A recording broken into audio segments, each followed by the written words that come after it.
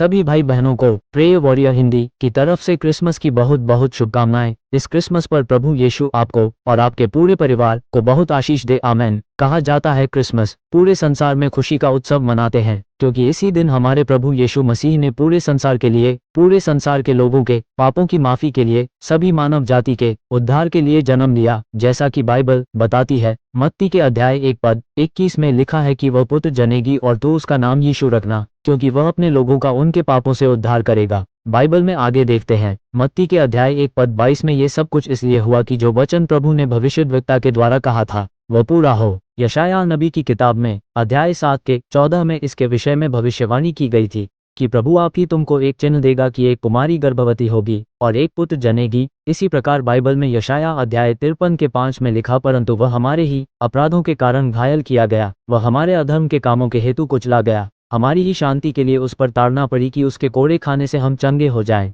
अध्याय यशायाह 53 में यीशु मसीह के प्रायश्चित की भविष्यवाणी है। यशायाह नबी ने बताया है, यीशु मसीह हमारे पापों के लिए उद्धारकर्ता को तुच्छ जाना जाएगा और अस्वीकार किया जाएगा, मारा जाएगा और पीड़ित किया जाएगा, कि वह हमारे दुखों को उठाएगा और वह हमारे अपराधों के लिए घायल होगा।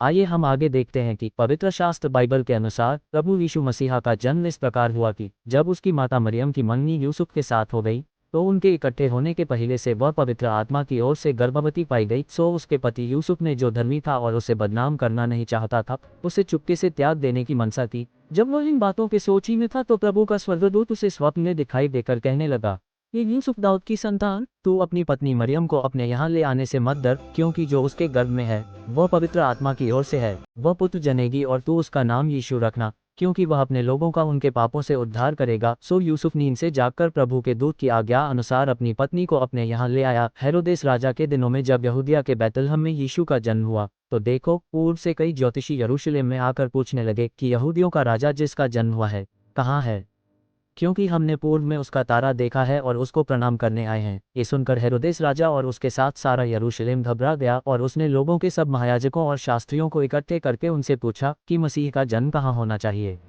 उन्होंने उससे कहा, यहूदिया के बैतलहम में, क्योंकि भविष्यद्वक्ता के द्वारा यूँ लिखा है कि हे बैतलहम, जो यहूदा के देश में है, तू किसी रीति से यहूदा के अधिकारियों में सबसे छोटा नहीं, क्योंकि तुझ में से एक अधिपति निकलेगा जो मेरी प्रजा इस्राएल की रखवाली करेगा। तब हेरोदेस ने ज्योतिषियों को चुपके से बुलाकर उनसे पूछा कि तारा ठीक किस समय दिखाई दिया था, और उसने ये कहकर उन्हें बैतलहम भेजा कि जाकर उस बालक के विषय में ठीक ठीक मालूम करो, और जब वह मिल जाए तो मुझे समाचार दो ताकि मैं भी आकर उसको प्रणाम करूं। वे राजा की बात सुनकर चले गए, और देखो, जो तारा उन्होंने पूर्व में देखा था वह उनके आगे आगे चला और जहाँ बालक था उस जगह के ऊपर पहुंचकर ठहर गया।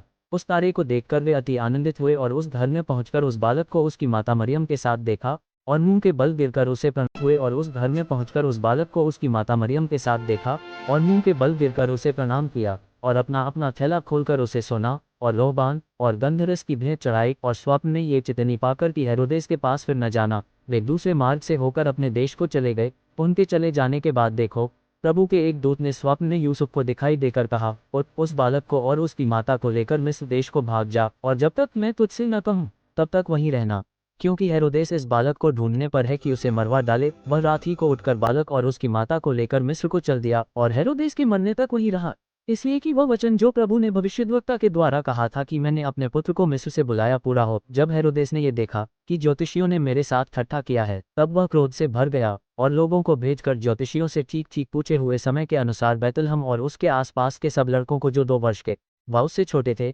मरवा डाला। हेरोदेस के मरने के बाद देखो, प्रभु के दूत ने मिस्र में यूसुफ को स्वप्न में दिखाई देकर कहा कि उठ, बालक और उसकी माता को लेकर इस्राएल के देश में चला जा, क्योंकि जो बालक के प्राण लेना चाहते थे वे मर गए। वह उठा और बालक और उसकी माता को साथ लेकर इस्राएल के देश में आया और नासरत नाम नगर में जा बसा, ताकि वह वचन पूरा हो जो भविष्यद्वक्ताओं के द्वारा कहा गया था कि वह नासरी कहलाएगा।